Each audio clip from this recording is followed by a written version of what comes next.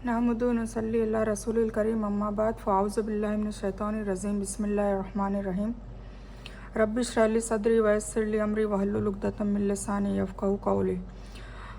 अस्सलामु अलैकुम रहमतुल्लाहि व बरकातुहू। हमने लास्ट जो सूरह ये कवर की थी, सूरह आले इमरान चल रही थी और पारा नंबर 4 चल रहा था। ठीक है, तो इसकी आयत 158 तक हमने कवर किया था। अब हम मजीद 159 से शुरू करते हैं।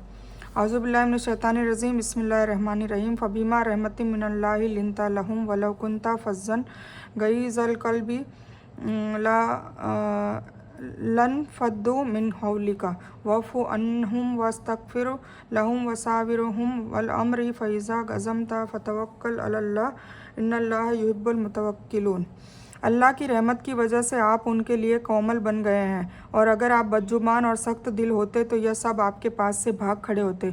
इसलिए आप उन्हें माफ़ करें और उनके लिए क्षमा याचना करें और काम का मशवरा उनसे किया करें। फिर जब आपका पुख्ता इरादा हो जाए तो अल्लाह ताला पर भरोसा करें, और अल्लाह ताला भरोसा करने वालों को दोस्त रखता है। अगर अल्लाह ताला तुम्हारी मदद करे तो तुम पर कोई गालिब नहीं हो सकता, और अगर वह तुम्हें छोड़ दे तो कौन है जो तुम्हारी मदद करे। और ईमान वालों को अल्लाह ताला पर ही भरोसा करना चाहिए। और यह नामुमकिन है कि नबी के ज़रिए खयानत हो जाए। हर खयानत करने वाला क़यामत के दिन खयानत को लेकर हाजिर होगा। फिर हर इंसान को अपने अमल का पूरा पूरा बदला दिया जाएगा और उन पर जुल्म न किया जाएगा। अब ये हुजूर पाक सल्लल्लाहु अलैहि वसल्लम को बताया जा रहा है कि हुजूर पाक सल्लल्लाहु अलैहि वसल्लम जो ऊंचे अखलाक वाले थे, अल्लाह ताला अपने इस पैगंबर पर एक एहसान का बयान कर रहा है। और आप सल्लल्लाहु अलैहि वसल्लम के अंदर जो नरमी है यह अल्लाह ताला की ख़ास रहमत का नतीजा है। अगर आप सल्लल्लाहु अलैहि वसल्लम के अंदर यह न होती, इसके विपरीत होती, मतलब आप सल्लल्लाहु अलैहि वसल्लम अगर बद अखलाक नाउज़ुबिल्लाह होते या सख्त दिल के होते तो फिर आपके करीब लोग जाते ही नहीं, है ना, और उसके बजाय दूर भागते। इसलिए आप सल्लल्लाहु अलैहि वसल्लम से मतलब माफ़ी से काम ले, ये कहा गया है। तो दावत देने वाला दाई जो है उसको खुश अखलाक होना चाहिए, मतलब उसको जब दावत दे तो उसको तीखे बोल भी सुनने को मिलते हैं, कटाक्ष वर्ड भी लोग बोलते हैं, और कभी कभी बहुत ज़्यादा जलील कर देते हैं। तो हुजूर पाक सल्लल्लाहु अलैहि वसल्लम तो फिर सबके सरदार है ना, दाइयों के सरदार है, अम्बियाओं के सरदार है, तो उनके लिए तो रहमतुल्लिल आलमीन का वर्ड यूज़ किया गया है। तो वो अगर रहमत नहीं होते, अगर वो नरम दिल नहीं होते, तो फिर लोग उनके अखलाक से देखकर ही तो इस्लाम लेकर आए थे ना। तो फिर वो अगर सख्त दिल होते तो लोग उनसे भागते, है ना। तो इसीलिए अल्लाह ताला कह रहा है कि ये अल्लाह की तरफ से बहुत बड़ी नेमत है कि उनका दिल नरम है। ठीक है, और मुसलमानों को भी तसल्ली के लिए मशवरा कर लिया करें। इस आयत से मशवरे की अहमियत, फ़जीलत, फ़ायदा और उसकी ज़रूरत और अच्छा होना साबित होता है। मशवरा लेने का यह हुक्म कुछ आलिमों के नज़दीक ज़रूरी है और कुछ के विचार में मुस्तहब है ना। मतलब मशवरे में खैर है, ये कहते हैं ना कि कोई भी चीज़ के लिए मशवरा ले लें। तो ये चीज़ अल्लाह ताला ने बताई है कि तुम कोई भी काम करो तो मशवरा ले लिया करो, यानी मशवरे के बाद जिस पर आपका इरादा पक्का हो जाए फिर अल्लाह पर भरोसा करके कर डालें। इससे तो एक बात यह मालूम हुई कि मशवरे के बाद आखिरी फ़ैसला हाकिम का ही होगा, न कि मशवरे देने वाले का, उनके अक्सरियत का, जैसा कि लोकतंत्र में है। दूसरा यह कि सारा भरोसा अल्लाह पर ही होगा, न कि मशवरा देने वालों की अक्ल या समझ पर। अगली आयत में भी अल्लाह पर भरोसा करने पर जोर दिया जा रहा है। क्या वह इंसान जिसने अल्लाह की खुशी का इत्तबा किया उसके समान है जो अल्लाह के गुस्से के साथ लौटा हो, और उसका ठिकाना जहन्नम है और वह बहुत बुरी जगह है। मतलब मरने के वक्त जब अल्लाह राज़ी है तो हमारी आखिरत भी अच्छी है, और मरने के वक्त नाउज़ुबिल्लाह अगर अल्लाह गुस्से में है तो फिर हमारा ठिकाना जहन्नम होगा, हमारे कब्र में भी बहुत बुरा हाल होगा। अल्लाह ताला के पास उनके अलग अलग दर्जे हैं और उनके सभी अमलों को अल्लाह ताला अच्छी तरह देख रहा है। देखिए, दुनिया में जो जैसी कोशिश करेगा, नेक अमाल हो या बद अमाल हो, नेक अमाल में भी अलग अलग दर्जे होंगे। जितनी जिसने जद्दोजहद की होगी अपने दुनिया में रहकर, उसने सब्र भी किया होगा, उसने अपने परिवार वालों के साथ में भी मतलब उसने सब्र किया होगा, और आगे से आगे वो बढ़ता रहेगा, तो अल्लाह ताला उसको भी दर्जा देगा। अगर वो यहाँ सब्र नहीं करेगा तो फिर अल्लाह ऊपर दर्जा नहीं देगा। यहाँ सब्र करेगा, देखो दुनिया और आखिरत दोनों में से एक जगह तो झेलना पड़ेगा। अगर दुनिया में झेल लिया, दुनिया में दुख तकलीफ आई और झेल ली, परेशानी आई और झेल ली, और अल्लाह ताला का शुक्र और सब्र करते रहे, तो आखिरत अच्छी है इंशाल्लाह। और अगर दुनिया में आपने नहीं झेला और दुनिया में आपने बदकारियाँ की, बद अखलाक से रहे या कोई गुनाह करे और अल्लाह से डरे नहीं, अल्लाह से तौबा भी नहीं करी, तो फिर आखिरत ख़राब है। तो ये दोनों में से अल्लाह ताला एक में कह रहा है। इसीलिए कहा जाता है कि मोमिन के लिए दुनिया कैद है। बेशक मुसलमानों पर अल्लाह का एहसान है कि उसने उन्हीं में से एक रसूल उनमें से भेजा जो उन्हें उसकी आयतें पढ़कर सुनाता है और उन्हें पाक करता है और उन्हें किताब और सूझबूझ भी सिखाता है, और बेशक यह सब उससे पहले वाज़े तौर से भटके हुए थे। क्या बात है कि जब तुम पर एक मुसीबत आई जिसके दोगुना तुमने उन्हें पहुंचाई है तो तुमने कहा कि ये कहाँ से आ गई। ए रसूल, आप कह दें कि यह तुमने खुद अपने ऊपर डाली है। बेशक हर चीज़ पर अल्लाह कुदरत रखता है। और दोनों गिरोह की मुठभेड़ के दिन तुम्हें जो कुछ पहुंचा तो यह अल्लाह के हुक्म से पहुंचा है, ताकि अल्लाह मुसलमानों को ज़ाहिरी तौर से जान ले। इस आयत में रिसालत के 3 खास मकसद का बयान है। आयतों की तिलावत, पाक करना, किताब और सूझबूझ की नसीहत देना। किताब के इल्म में तिलावत खुद आ जाती है। तिलावत के साथ ही शिक्षा मुमकिन है। तिलावत के बिना शिक्षा का अस्तित्व वजूद में नहीं आता। इसके सिवाय तिलावत को एक मकसद के तौर पर बयान किया गया है। इससे इस बिंदु का वजाहत होती है कि तिलावत खुद भी पाकी और सवाब का काम है, चाहे पढ़ने वाला उसका मतलब समझे या ना समझे, है ना। कुरान का मतलब अरबी में पढ़ना भी सवाब है। एक हर्फ में 10 नेकी का सवाब मिलता है, ठीक है। पर हमारे लिए समझ के पढ़ना इसलिए अहम है क्योंकि हम कुरान अल्लाह ताला के हुक्मों को समझ सके और हुजूर पाक सल्लल्लाहु अलैहि वसल्लम की रिसालत को समझ सके कि भाई कैसे करना है, क्या करना है, कैसे अमल में लाना है, ज़िंदगी को कैसे जीना है। पर हम अरबी में भी पढ़ते हैं तो सवाब तो मिलता ही है, ठीक है ना। तो ये बताया कि तिलावत कुरान का मतलब और मकसद समझने की कोशिश करना हर मुसलमान के लिए ज़रूरी आ गया ना। मतलब उसको समझना हर मुसलमान के लिए ज़रूरी है और कोशिश करना हर मुसलमान के लिए ज़रूरी है। लेकिन जब तक यह मकसद हासिल ना हो या इतनी समझ व काबिलियत ना हो, कुरान की तिलावत में सुस्ती या रुके रहना ठीक नहीं है। पाकी का मतलब है ईमान, अमल और अखलाक का सुधार। जिस तरह आप सल्लल्लाहु अलैहि वसल्लम ने उन्हें मूर्ति पूजा से हटाकर तौहीद की तरफ लगाया, इसी तरह बहुत गैर मुहज्जब और गलत समाज को तहजीब और चरित्र अखलाक के रास्ते पर चलाया। हिकमत समझबूझ से मुफस्सिरों के करीब हदीस है, ठीक है। और दोनों गिरोहों की मुठभेड़ में तुम्हें जो कुछ पहुंचा है तो अल्लाह के हुक्म से पहुंचा, ताकि अल्लाह मुसलमानों को ज़ाहिरी तौर से जान ले और मुनाफिकों को भी जान ले, जिनसे कहा गया कि आओ अल्लाह की राह में लड़ो या हमले से बचाव करो। तो उन्होंने कहा कि अगर हम जानते कि लड़ाई होगी तो ज़रूर तुम्हारा साथ देते। वह उस दिन ईमान की निस्बत कुफ्र से करीब थे। अपने मुख से वह बात कर रहे थे जो उनके दिलों में न थी, और अल्लाह उसे जानता है जिसे वे छुपाते हैं। जिन्होंने अपने भाइयों के लिए कहा कि खुद भी बैठे रहे और कि अगर वह हमारी बात मानते तो कत्ल न किए जाते, कह दो कि अगर तुम सच्चे हो तो अपनी मौत को टाल दो। मतलब जो मुनाफिक है वो क्या कह रहे थे कि जब भी जंग होती थी तो बोले कि हमें पता होता, पहले पता होता तो हम आपके साथ लड़ते, अचानक कह दिया। तो इस तरीके से उनके दिल में कुछ है और ज़ुबान पे कुछ है। फिर वो अपने भाइयों के लिए, मतलब जो चले गए जंग में, उनको लिए भी कह रहे हैं कि भाई तुम बैठे रहते तो तुम जिंदा रहते, अब वहाँ जंग में नहीं जाते तो कत्ल नहीं होते। तो अल्लाह ताला कह रहा है कि तुम 7 किलो में भी बंद होकर बैठ जाओ तो भी मौत जब तुम्हारी लिखी है, जिस वक्त लिखी है वो आनी है ना। तो इसका मतलब ये नहीं कि तुम जंग में जाने का खुद भी रुक बैठे रहो और दूसरों को भी रोके रखो, तो ये गलत है। और जो लोग अल्लाह की राह में मारे गए उन्हें मुर्दा न समझो, बल्कि वे जिंदा है, अपने रब के पास रोजी दिए जा रहे हैं। जो शहीद की मौत मरते हैं वो कब्र में जिंदा रहते हैं और उनको उनकी रूह जो चिड़िया में डाल दी जाती है। जो चिड़िया जन्नत में चारों तरफ घूम के अपना रिस्क हासिल करती है, खाती पीती मस्त रहती है। यह मुनाफिकों के उस कौल का खंडन है कि अगर वह हमारी बात मान लेते तो मारे न जाते। मुनाफिक बोलते थे ना कि भाई तुम भी नहीं जाते तो तुम मारे नहीं जाते, हमारी तरह घरों में बैठे रहते। तो अल्लाह ताला फरमाता है कि अगर तुम सच्चे हो तो तुम अपने ऊपर से मौत को टाल दो। मुराद यह है कि नसीब से किसी को अलग नहीं किया गया। मौत भी जहाँ और जिस तरह नसीब में है उसी जगह पर और उसी तरह आकर रहेगी। इसलिए जिहाद और अल्लाह की राह में लड़ने से, रुकने से या भागने से कोई मौत के पंजे से नहीं बच सकता। उल्टा अगर मौत के जंग वाली जगह पर अगर मौत आती है तो शहीद हो जाएंगे तो हमारी आखिरत भी अच्छी हो जाएगी, वरना मौत तो आनी है। शहीदों की यह ज़िंदगी हकीकी है या ख्याली, बेशक वास्तविक है, लेकिन इसका इल्म दुनिया वालों को नहीं है। जैसा कि कुरान ने वाज़े कर दिया है, सूरह अल बकर में फिर इस ज़िंदगी का मतलब क्या है। कुछ कहते हैं कि कब्रों में उनकी रूहें लौटा दी जाती है और अल्लाह की अता की गई नेमतों को हासिल करके खुश होते हैं। कुछ कहते हैं कि जन्नत के फलों की खुशबू उन्हें आती रहती है जिससे उनकी पाक रूहें मगन रहती है। लेकिन हदीस से एक तीसरी हालत सामने आती है, इसलिए वही सही है। वह यह है कि उनकी रूहें हरे पंछियों के जिस्म में आ गया ना, चिड़िया के रूप में, या सीने में दाखिल कर दी जाती है और वह जन्नत में खाती पीती फिरती है और वहाँ की नेमतों से फ़ायदेमंद रहती है। ये फ़तहुल कदीर में इसका डिटेल में आया है। अल्लाह ताला ने अपने फजल से जो उनको दे रखी है उससे वह बहुत खुश है और खुशियाँ मना रहे हैं। उन लोगों के बारे में जो अब तक उनसे नहीं मिले उनके पीछे हैं इस बात पर कि उनको ना कोई डर है और ना कोई गम। वह अल्लाह की नेमत और फजल से खुश होते हैं और उससे भी कि अल्लाह ताला ईमान वालों के अजर को बर्बाद नहीं करता।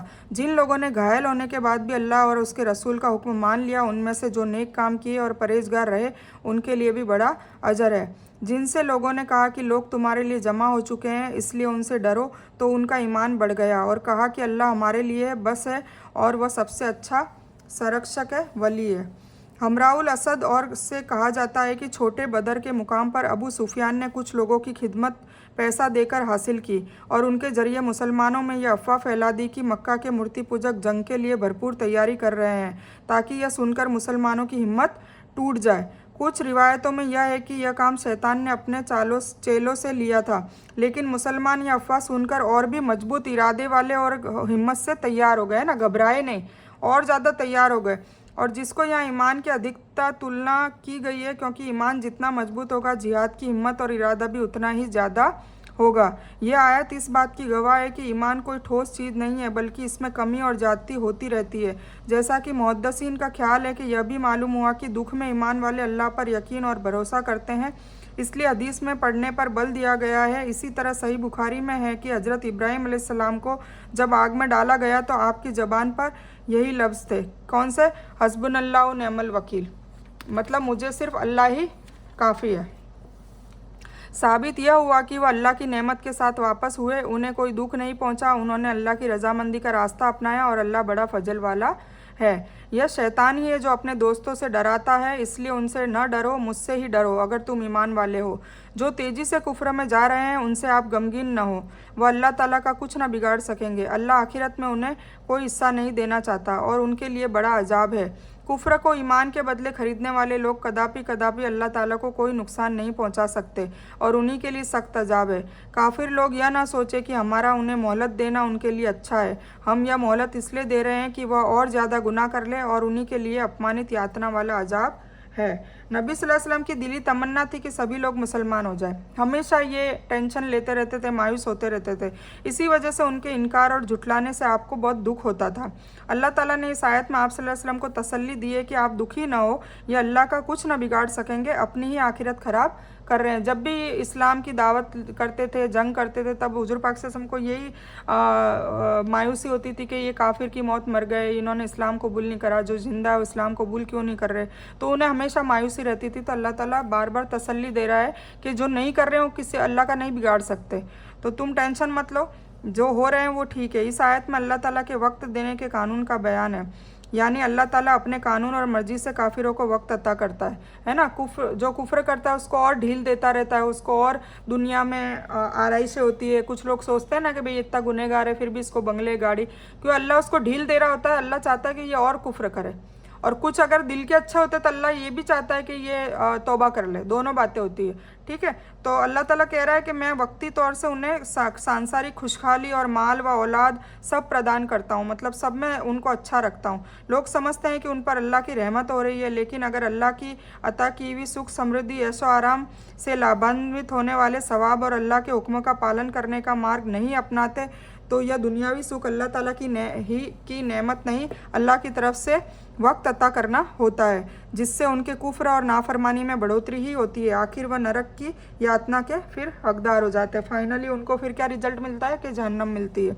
जिस हाल पर तुम हो उसी पर अल्लाह ईमान वालों को छोड़ नहीं देगा, जब तक कि पाक और नापाक को अलग अलग न कर दे, और न अल्लाह ऐसा है कि तुमसे गैब से बाखबर कर दे, लेकिन अल्लाह अपने रसूलों में से जिसको चाहे चुन लेता है। इसीलिए तुम अल्लाह ताला पर और उसके रसूलों पर ईमान रखो। अगर तुम ईमान लाओ और अल्लाह से परहेजगारी करोगे तो तुम्हारे लिए बहुत बड़ा बदला है। और जिनको अल्लाह ने अपनी फजल से धन दिया है और वह उसमें कंजूसी करते हैं तो इससे अच्छा ना समझे, बल्कि वह उनके लिए बहुत बुरा है ना।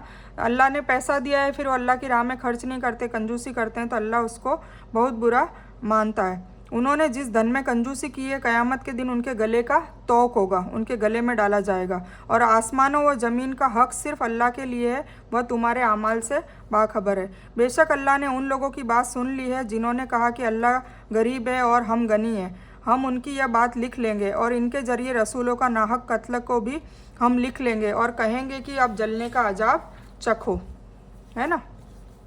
मतलब ये कहते थे ना कि अल्लाह की राह में खर्च करो, तो नाउजुबिल्ला क्या कहते हैं, अल्लाह गरीब है क्या जो अल्लाह की राह में हम खर्च करें। तो उन्हें बताया जा रहा है कि तुम्हारा ये टेस्ट है, किसी को गरीब रखा, किसी को अमीर रखा, ताकि तुम कितने उस इम्तिहान में खरे उतरते हो, है ना। तो यह तुम्हारे करतूत है और बेशक अल्लाह अपने बंदों पर जरा भी जुल्म नहीं करता।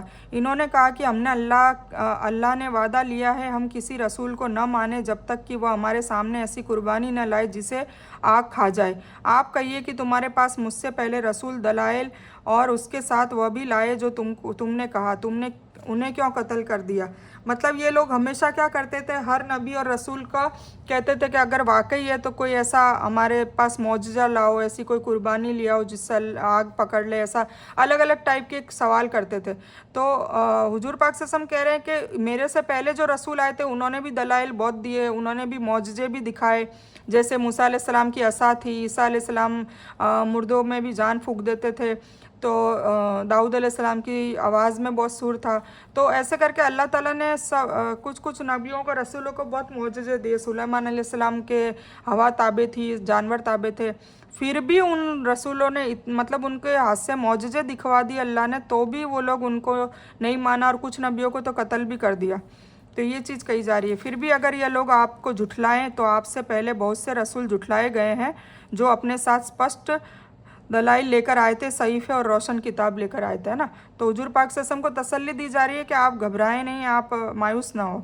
हर जानदार को मौत का मज़ा फिर चखना ही है और क़यामत के दिन तुम अपने बदले पूरे पूरे दिए जाओगे। लेकिन जो इंसान आग से हटा दिया जाए और जन्नत में दाखिल करा दिया जाए, बेशक वही कामयाब हो गया और दुनिया की ज़िंदगी तो सिर्फ धोखे का सामान है। नबी सल्लल्लाहु अलैहि वसल्लम को तसल्ली दी जा रही है कि आप यहूदियों की कट हुज्जती से उदास न हो। इस तरह का सुलूक सिर्फ आपके साथ ही नहीं किया जा रहा है, बल्कि आपसे पहले आने वाले कई पैगंबरों के साथ भी यह किया जा चुका है। इस आयत में एक अटल हकीकत का बयान है कि मौत से कोई भाग नहीं सकता। दूसरा यह कि दुनिया में जिसने भी अच्छा या बुरा जो भी कुछ किया है उसको उसका पूरा पूरा बदला दिया जाएगा। तीसरा, कामयाबी की हद बताई गई है कि हकीकत में कामयाब वह है जिसने दुनिया में रहकर अपने रब को खुश कर लिया, जिसके नतीजे में वह जहन्नम से आज़ाद कर दिया गया और जन्नत में दाखिल कर दिया गया। चौथा यह कि दुनिया की ज़िंदगी धोखे का सामान है, जो उससे अपना दामन बचाकर निकल गया वह नसीब वाला है और जो उसमें फंस गया वह नाकाम और बदनसीब है। इसीलिए दुनिया की मोह माया नहीं रखनी चाहिए। बेशक तुम्हारे माल व जान में तुम्हारा इम्तिहान लिया जाएगा और ज़रूर तुम्हें उन लोगों की जो तुमसे पहले किताब दिए गए थे और मूर्ति पूजकों की बहुत सी दुख देने वाली बातें सुननी पड़ेगी। और अगर तुम सब्र करो और हुक्म को मानोगे तो ज़रूर यह बहुत बड़ी हिम्मत का काम है। और जब अल्लाह ताला ने अहले किताब से वादा लिया कि तुम उसे सभी लोगों से ज़रूर बयान करोगे और उसे छिपाओगे नहीं, तो फिर भी उन लोगों ने उस वादे को पीठ पीछे डाल दिया और उससे बहुत कम दाम पर बेच डाला। उनकी यह तिजारत बहुत बुरी है ना। बनी इसराइल से अल्लाह ताला ने वादा लिया था कि जो तौरात उन पे उतारी थी कि तुम इसमें कुछ भी बदलोगे नहीं और जो जो लिखा है वो साफ साफ तुम लोगों को बयान करोगे। तो भी उन्होंने क्या करा, उस वादे की खिलाफ वर्जी करी और कुछ पैसों के चंद अपनी दुनिया के लिए ही फ़ायदे के लिए उन्होंने चेंज कर दिया उसको। तो अल्लाह ताला कह रहा है कि ये जो इन्होंने व्यापार किया है, ये जो तिजारत की है वो बहुत बुरी तिजारत है। वह लोग जो अपने करतूतों पर खुश है और चाहते हैं कि जो उन्होंने नहीं किया उस पर भी उनकी तारीफ़ की जाए, आप उन्हें अजाब से आज़ाद न समझिए, उनके लिए तो दर्दनाक अजाब है। अहले किताब से मुराद यहूदी और ईसाई है। ये नबी सल्लल्लाहु अलैहि वसल्लम इस्लाम और मुसलमानों के खिलाफ गलत कलिमात अदा करते थे। यही हालत अरब के मूर्ति पूजकों की भी थी। इनके सिवाय मदीने में आने के बाद मुनाफिक, खास तौर से उनका मुखिया अब्दुल्ला बिन उबे भी आपकी मान मर्यादा, इज्जत वकार पर वार करता था, बेइज्जत करता था बार बार। आप सल्लल्लाहु अलैहि वसल्लम के मदीना आने से पहले मदीना वासी उसे अपना सरदार बनाने वाले थे। और उसके ताज पहनाने की तैयारी पूरी हो चुकी थी कि आप सल्लल्लाहु अलैहि वसल्लम के आने से उसका यह ख्वाब टूट गया। किसका? अब्दुल्ला बिन उबय का, और जिसका उसे बहुत दुख था। इसीलिए इंतकाम की भावना की वजह से वह आप सल्लल्लाहु अलैहि वसल्लम के खिलाफ अपमान और मजम्मत करने का कोई मौका हाथ से जाने नहीं देता था। जैसा कि बुखारी के हवाले से इसका आवश्यक विवरण पिछले हाशिए में गुजर चुका है। इस हालत में मुसलमानों को माफ़ करने और सब्र करने की तालीम दी जा रही है कि कोई बात नहीं, अगर कोई बेइज्जत करता है उन्हें माफ़ कर दो और सब्र करो। जिससे मालूम हुआ कि इस्लाम की दावत देने वालों को दुखों और तकलीफ़ों का होना इस सच्चे रास्ते में अटल हालात में से है ना। इसलिए कोई भी दाई हो, जो आज के ज़माने का भी हो, क़यामत तक जो भी दाई होगा, उसको ये चीज़ें झेलनी ही पड़ेगी, उसको इस चीज़ के लिए सब्र करना ही पड़ेगा। अल्लाह ताला हम सबको इस चीज़ के लिए सब्र दे। और वाकई ये चीज़ होती है, सबके साथ होती है। जो भी दावत देने का काम करता है उसके साथ ये होती ही होती है। और सबसे ज़्यादा अगर खिलाफ होते हैं इस काम में तो उसका अपना ही परिवार होता है। सबसे पहले वही खिलाफ होता है, वही अड़चने डालता है, वही रुकावटें डालता है, और अल्लाह फिर तौफीक दे देता है तो फिर दूसरे लोग डालने लगते हैं। तो ये चीज़ तो हर दाई को झेलनी ही पड़ती है, तो उसमें सब्र करने की अल्लाह ने ताकीद की है। इस सच्चे रास्ते में हालत में ऐसा सब्र के लिए कहा है। तो अल्लाह की मदद की तमन्ना और अल्लाह की ओर लौटने के सिवाय इसमें कुछ भी नहीं है। मतलब ऐसी नीयत करके भाई हमें आखिरत में सब कुछ मिलेगा, तो उससे क्या हमारे में सब्र आ जाएगा। और आसमानों और ज़मीन का मालिक अल्लाह ताला ही है। अल्लाह ताला हर चीज़ पर कुदरत रखता है। बेशक आसमानों और ज़मीन के बनाने में और रात दिन के हेर फेर में यकीनन अकल वालों के लिए निशानियाँ हैं। मतलब गौर व फिक्र करें तो कुदरत में ही बहुत सारी निशानियाँ हैं। आसमान और ज़मीन है, रात और दिन से रात आती है, रात से दिन आता है, फल फ्रूट आते हैं, पेड़ उगते हैं, पौधे उगते हैं, फिर वो फल के बीज होते हैं, उससे वापस फिर पौधे उगते हैं। तो ये सब बहुत सारी निशानियाँ हैं। पहाड़ है, नदियाँ हैं, सागर है, समुंदर है। तो जो अल्लाह ताला की याद खड़े और बैठे और अपनी करवटों पर लेटे हुए करते हैं और आसमान और ज़मीन की पैदाइश पर विचार भी करते हैं और कहते हैं कि ये हमारे रब, तूने ये सब बिना फ़ायदे के नहीं बनाया है ना, बिना वजह कुछ भी नहीं बनाया। जो चीज़ बनाई है वो मुकम्मल, उसके कुछ ना कुछ उसके काम है, उसके वजूद है, उसका कुछ ना कुछ हैसियत रखता है वो। तू पाक है, बस तू हमें आग के अजाब से बचा ले, आमीन। ए हमारे पालनहार, तू जिससे आग में डाले बेशक तूने उसे जलील कर दिया और जालिमों का मददगार कोई नहीं है। ए हमारे रब, हमने सुना है कि एक पुकारने वाला ईमान की तरफ पुकार रहा है कि लोगों अपने रब के पर ईमान लाओ, और हम ईमान ले आए। ए हमारे रब, अब तो हमारे गुनाह माफ़ कर दे और हमारी बुराइयां हमसे दूर कर दे और हमारी मौत नेक लोगों के साथ करना, आमीन सुम्मा आमीन या रब्बल आलमीन। ए हमारे रब, हमें वह अता कर जिसका वादा तूने हमसे अपने रसूलों के मुंह से किया है, और हमें क़यामत के दिन रुसवा न करना, बेशक तू वादे के खिलाफ नहीं करता, आमीन सुम्मा आमीन या रब्बल आलमीन। इन 10 आयतों में से पहली आयत में अल्लाह ताला ने अपनी कुदरत और ताकत के कुछ नमूनों की चर्चा की है और फरमाया कि यह निशानियाँ ज़रूर है, लेकिन किन के लिए? अक्लमंदों और आलिमों के लिए। यानी इसका मतलब यह हुआ कि इस अजायब कुदरत और उसकी कुदरत को देखकर जिसे अल्लाह का इल्म न हो वह अक्लमंद नहीं है ना। मतलब कुदरत को देखने के बाद भी अल्लाह का वजूद उसको समझ में नहीं आ रहा, तो फिर वो अक्लमंद नहीं है। अतः उनके पालनहार ने उनकी दुआ कबूल की कि तुम में से किसी अमल करने वाले के अमल को, चाहे वह मर्द हो या औरत, में कभी बेकार नहीं करूँगा। मतलब जो नेक अमल करेगा उसको अल्लाह ताला अजर देगा। तुम आपस में एक दूसरे से हो, इसलिए वह लोग जिन्होंने हिजरत किया और अपने घरों से निकाल दिए गए और जिन्हें मेरी राह में तकलीफ़ दी गई, जिन्होंने जिहाद किया और शहीद किए गए, ज़रूर मैं उनकी बुराइयाँ उनसे दूर कर दूंगा। मतलब अल्लाह की राह में जो चल पड़े, अल्लाह की राह में जिन्होंने दुख तकलीफ़ सही, अल्लाह की राह में जो शहीद हो गए, तो अल्लाह ताला उनके जो छोटे मोटे जो भी गुनाह है वो सब दूर कर देगा और उनको जन्नतों में डालेगा। ज़रूर उनको उस जन्नत में ले जाऊंगा जिनके नीचे नहरें बह रही है। यह है सवाब अल्लाह ताला की तरफ से और अल्लाह ताला ही के पास अच्छा बदला है।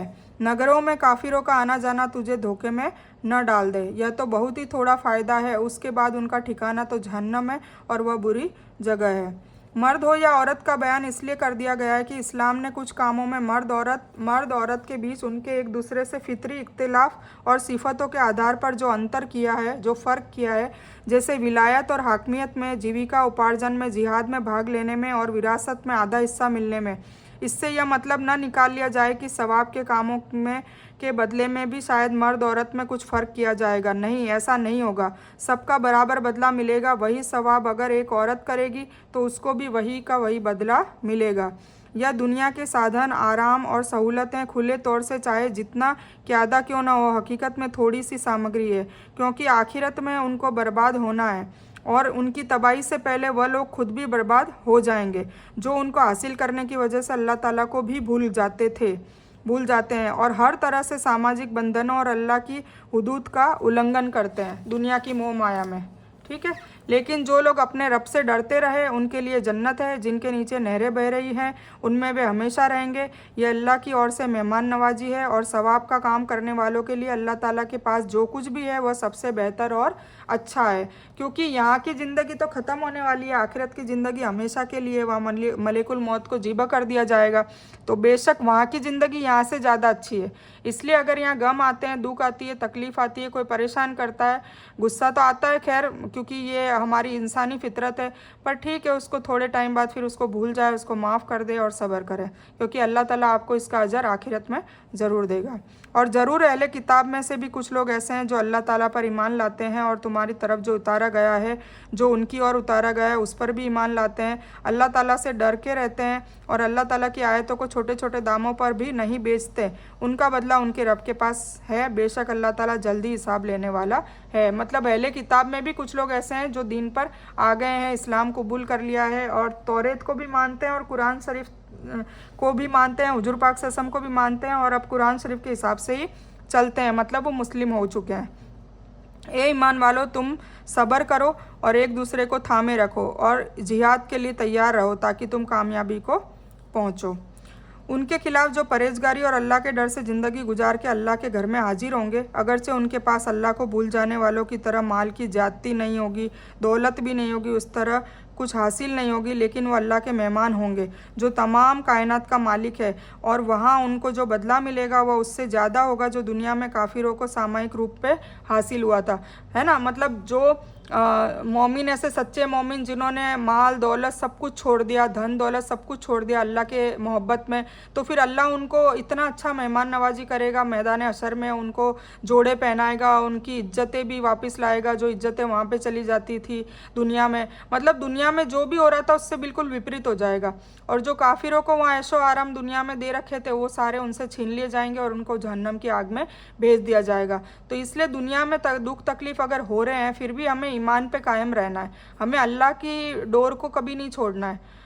ईमान थोड़ा ऊपर नीचे हो जाता है पर अल्लाह की डोर को कभी नहीं छोड़ना है, अल्लाह से उम्मीद कभी नहीं तोड़नी है कि नहीं, अल्लाह जो करता है उसमें खैर होती है। अगर हमारे इम्तिहान ज़्यादा आ रहे हैं, अगर हमारी परेशानियाँ ज़्यादा आ रही है, अगर हमें दुख तकलीफ ज़्यादा हो रहे हैं, अगर हमें कोई ज़्यादा परेशान कर रहा है तो कोई बात नहीं, सब्र करो, इसका अजर अल्लाह आखिरत में ज़रूर देगा। इस आयत में अहले किताब के उस गिरोह का बयान है जिन्हें रसूल करीम सल्लल्लाहु अलैहि वसल्लम की रिसालत पर ईमान लाने की खुशनसीबी हासिल हुई थी।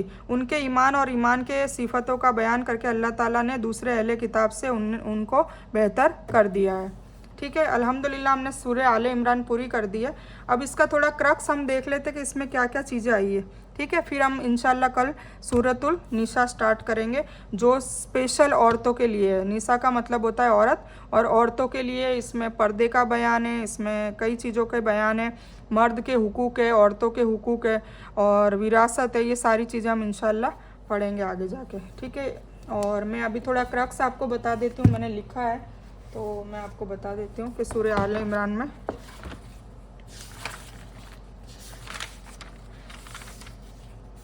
हमने सूरह फातिहा पढ़ी थी, सूरह फातिहा का भी मैं क्रक्स आज बता देती हूँ, फिर सूरह अल बकर और फिर सूरह आले इमरान।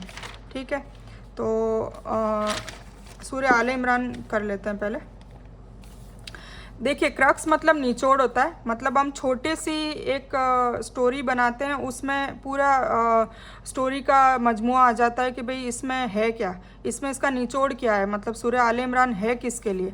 तो सबसे पहले तो कि सूरह आले इमरान, आल होती है ख़ानदान को बोलते हैं, नस्ल को बोलते हैं, और इमरान तो इमरान नामी शख्स की नस्ल के ऊपर ये बात हो रही थी।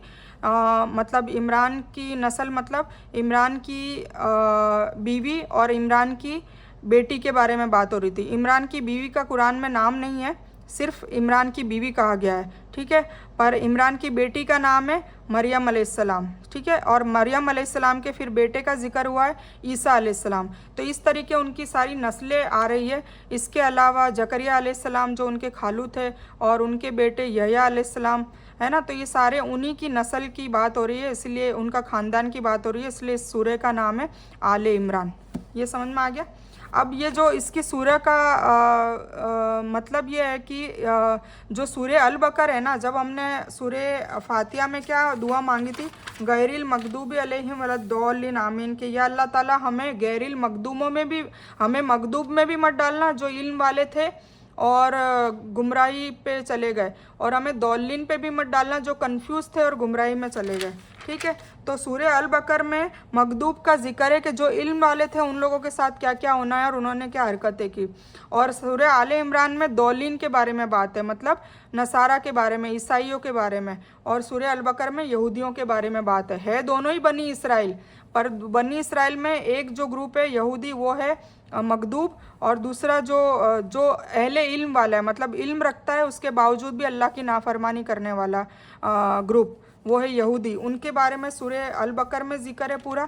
और इसमें दौलिन का जिक्र है, मतलब ईसाई लोग जो कंफ्यूज थे, जिनको इल्म इतना नहीं था और फिर भी उन्होंने गुमराही का रास्ता चुना, तो ये उनके बारे में है, ठीक है। तो ईसा अलैहिस्सलाम के बारे में जो है तो वो ईसाई के बारे में ही बेशक बात होगी, तो आपको समझ में आ गया होगा कि मैं क्या बात कर रही हूँ। अब हम इसमें देखो, मैंने ये लिखा है तो मैं आपको पढ़ के बता देती हूँ। इसमें कैसे बयान किया हुआ है कि पहली से 9 आयत में रिवॉल्यूशन की बात हुई है, मतलब तब्दीली की बात हुई है कि कैसे हमें तब्दीली लानी है, ठीक है। और फिर उसमें हम अल्लाह ताला से वादा भी कर रहे हैं कि हम रब्बना की दुआएं इसमें आ रही है कि हम सब्र भी करेंगे, शुक्र भी अदा करेंगे, जो तू कहेगा वैसे करेंगे। तो और तू भी अपना वादा नहीं बदलता, तो इन्नका ला तुखलिफुल मियाद, ये वाली बात हो रही है। तो ये वाली बात 109 में हो रही है, फिर डायरेक्ट लास्ट वाली 190 195 में सेम वही वाली बात हो रही है।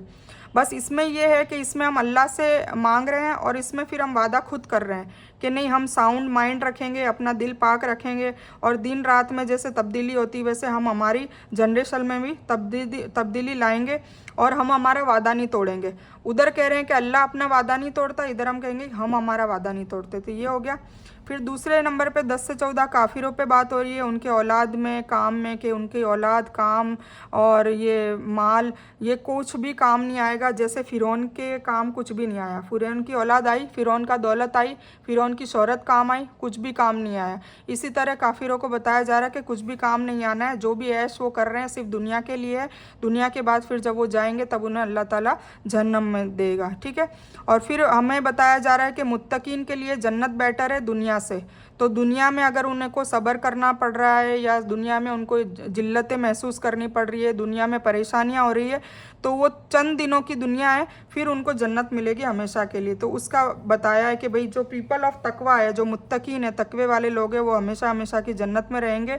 और उन्होंने कोई आयत भी चेंज नहीं करी, उन्होंने अमल भी सही किया है। जो अहले इल्म वाले लोग थे उनमें भी कुछ लोग है ना मुत्तकीन बने, मुस्लिम बने, तो उनको भी अल्लाह ताला बहुत बड़ा इनाम देगा, जो आपने अभी पढ़ा है लास्ट आयत में 200 में, ठीक है। फिर बीच में क्या आ रहा है, पीपल ऑफ द बुक की बात हो रही है, मुस्लिम उम्मत की बात हो रही है। पीपल ऑफ द बुक कौन है? अहले किताब वाले लोग, जो यहूदी और नसारा, तो उसमें नसारा की बात हो रही है। और उन्होंने जो गलतियाँ की थी, मतलब उन्होंने आदम अलैहिस्सलाम, नूह अलैहिस्सलाम, इब्राहिम अलैहिस्सलाम और इमरान की फैमिली, इसमें इन लोगों की बातें हो रही है। और फिर ये बताया जा रहा है कि मूसा और ईसा की बातें उनकी कौम ने नहीं मानी, तो उनका क्या हसर हुआ। फिर इमरान की वाइफ की बात होती है। फिर इसमें मरियम अलैहिस्सलाम की पैदाइश की बात होती है। जैसे इमरान की वाइफ ने कहा कि मैं अपना बच्चा तुझे नज़र कर दूंगी, तेरे रास्ते पे ही खर्च करूंगी, और वो सोचती है कि लड़का होगा पर लड़की हो जाती है। तो अल्लाह ताला कहता है लड़का हो लड़की हो, अब ये मेरी राह में खर्च हो गया। और फिर जकरिया अलैहिस्सलाम देखते हैं, उनको पालने पोसने का जिम्मा उनके खालू को दिया जाता है, जकरिया अलैहिस्सलाम को। तो जाके देखते हैं तो उनके रूम में ऑलरेडी फल फ्रूट होते हैं, जो पता नहीं कहाँ से बेसीजन के आ जाते हैं। तो फिर वो बहुत अल्लाह ताला का शुक्रिया अदा करते कहते हैं कि तूने जैसे मरियम को बिना उसके सीजनल फ्रूट तू दे रहा है, इतना रिस्क दे रहेगा, तो मैं तेरी उम्मीदों पे मैं भी हताश नहीं होता, तू मुझे भी फिर बच्चा दे सकता है। तो इस तरीके से यहया अलैहिस्सलाम का फिर उनको वो मिलता है, इनाम मिलता है। और इसमें ईसा अलैहिस्सलाम का स्ट्रगल बताया गया है कि भाई वो कैसे एक तो अपने वालों से भी लड़ रहे हैं और बाहर वालों से भी लड़ रहे हैं। बाहर वाले उन पे ये इल्ज़ाम लगा रहे हैं कि ये तौरेत के बारे में जो बता रहा है ये आदमी, वो तौरेत में हमने नहीं बदली है, क्योंकि उन्होंने पोल खोल दी थी कि तौरेत इन्होंने बदल दी है। तो एक तो उनसे लड़ाई झगड़े हो रहे थे और वो लोग इनके कत्ल पे वो आमदा हो गए थे। और एक अंदर वाले लोग मतलब जो उनको मान रहे हैं वो भी गलत कर रहे थे। वो क्या कह रहे थे, नाउज़ुबिल्लाह कि ये अल्लाह के बेटे हैं, तो ये भी अल्लाह है, मिनी गॉड। तो फिर वो भी एक अलग से उनका टास्क था कि तो बहुत स्ट्रगल किया उन्होंने अपनी लाइफ में।